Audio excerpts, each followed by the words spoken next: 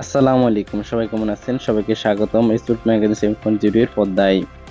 অবশেষে শেষ হয়েছে উয়েফা ইউরো কাপ 2024 এর সেমিফাইনাল রাউন্ড।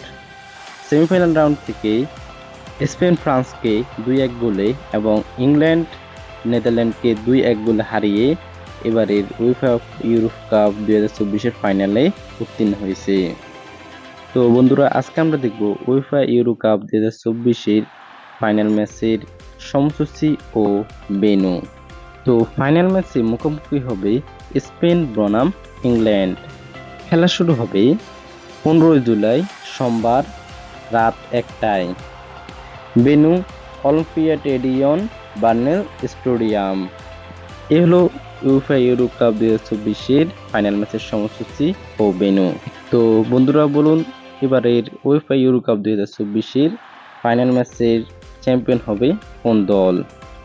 ইংল্যান্ড নাকি স্পেন? আপনাদের মতামত জানিয়ে দিন কমেন্ট বক্সে। ভিডিওটি ভালো লাগলে লাইক এবং শেয়ার করে দিন এবং স্পোর্টস সম্পর্কিত যে কোনো ভিডিও পেতে আমাদের চ্যানেলটি সাবস্ক্রাইব করুন। এখন আমাদের সাথে থাকার জন্য সবাইকে ধন্যবাদ। আল্লাহ হাফেজ।